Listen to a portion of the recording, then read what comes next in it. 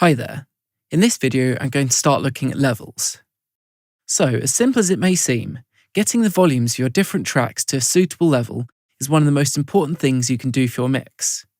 Even if you perfect the art of compression and EQ, if your levels aren't quite right, your mix is never going to sound great. So, I have been adjusting the levels as I've added in new parts, so I've got a very rough mix, but there's still a lot that could be improved. So, the first thing I'm going to work on is my drums. I'm just going to create a loop in one of the busiest sections of this track. So, this part over here. So I'll highlight it and press Command L to create a loop. And now I'm actually going to go to the session view. If I press play with the spacebar, it will start playing back my looped section on the track. When you got a dream, you gotta keep going for it. So we're going to start with the drums, but one thing you may notice, if you look over here at our drums track, we only have one track for the drums. So if, like me, you've used the drum rack for your project, you can actually separate out the drums and mix the different parts of your kit individually. To do so, click on this little drop-down arrow here in the session view. You can't actually do this in the arrangement view, unfortunately. See, when I click on the arrow here, it just makes the box smaller. So, as you can see, we've got loads of different tracks for our drums. We haven't actually used all of these, so I'm just going to organise these slightly. Off the top of my head, I know we use the kick, so this one here, the snare. So I'm just going to drag the snare over to this second slot. We definitely had the hi-hats, so that's this closed hi-hat part here. And we had a few more parts, such as the cymbal. So I'm just going to start playback and see which of these tracks light up so I can organise these so it's easier to mix. I'm just going to press solo on the drums track so we'll be able to hear all of the drums together.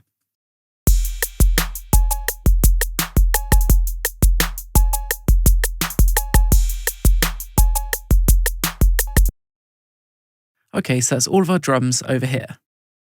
Right, so now I'm trying to get a good balance between the different parts. I'm going to start off with the kick, snare and hi-hat. So the kick I'm going to leave as is for the moment and blend the other parts in to work with the kick. So the way I like doing this is soloing the part that I'd like to hear. So I want to hear the kick. Now when I want to add in another part, I'm just going to hold down Command on a Mac or Control on Windows to also solo this next track.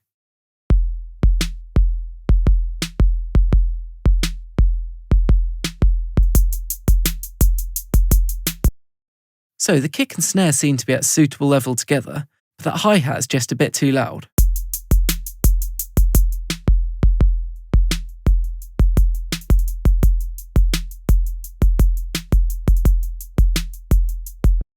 Okay, that sounds better. The way I like to blend in parts is by pulling the volume all the way down and then increasing it till it sounds about right. If you're unsure of how loud different parts should be, try listening to a song in the same genre as the track as you're creating. This should give you a good idea of appropriate levels. Right, I'm going to start blending in the next parts.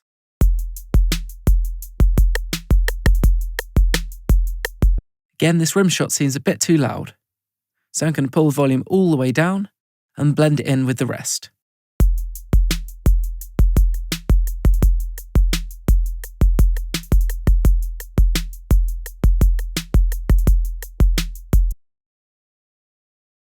I'm going to hold down Command and press the solo button once again.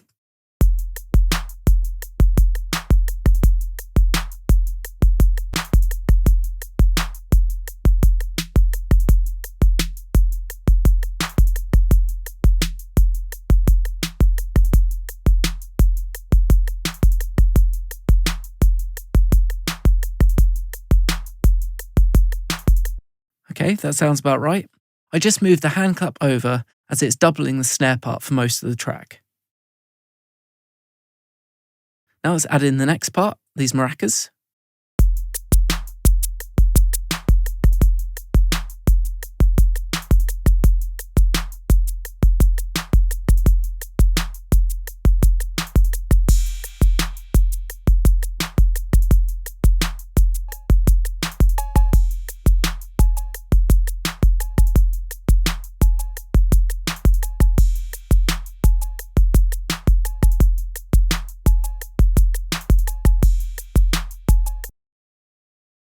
Okay, so once you've got what you think is a decent starting point with your drums, I'd recommend moving on to the next parts.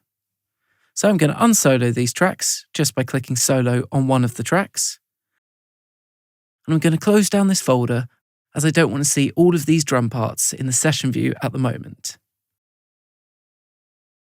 So the next thing I'd recommend you do is blend in your bass with your drums.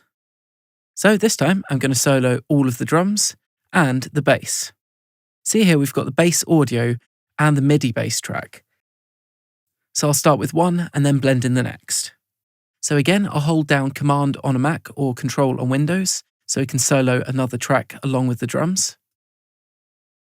I'm going to turn the bass track all the way down, then blend it back in gradually.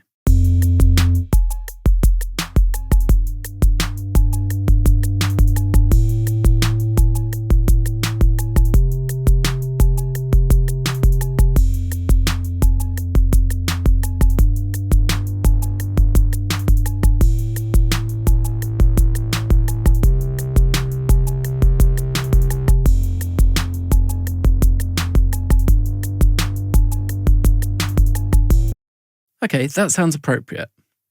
So the next thing I'd recommend you do is start blending in the rest of your parts. So I'd work with the harmonic parts, such as the chord and pad next, and then blend in the guitars, the arpeggio and the melody. I'm just going to do this really quickly.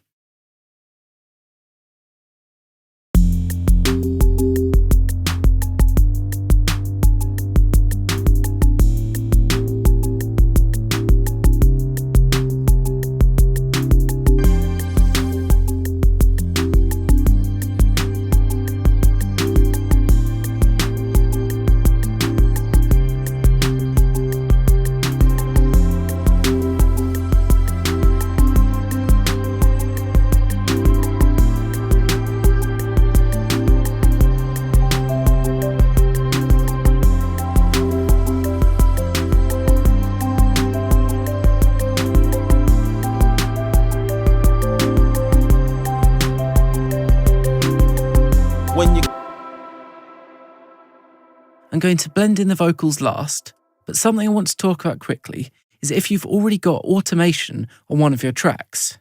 So here, on the arpeggio track, if you look down at this little red dot, that's showing us that we actually have volume automation on this track. So if I was to adjust the volume of this track, I'll just do so now.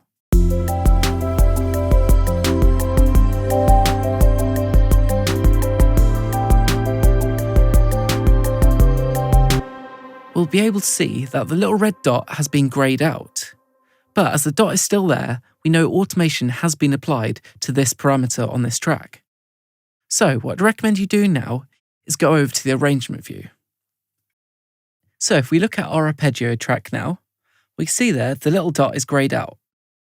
I'm just going to open up the automation view by pressing A on my keyboard. So as we can see here, we had some automation, but it is greyed out. Now if I adjust the volume of this track, we'll be able to see this dotted line. So this dotted line is the level that the track is set at the moment. Now in this situation, I've got a fade in at the start of the song and a fade out at the end of the song. And I want to keep this. So to keep my automation, I'm just going to re-enable it. To do so, just right-click on the parameter and go down to Re-enable Automation. Now if we hover our mouse underneath this automation line and click and drag, I'll be able to adjust it across the whole length of the track. So I'm just going to play my song back and adjust the level of this track in this way.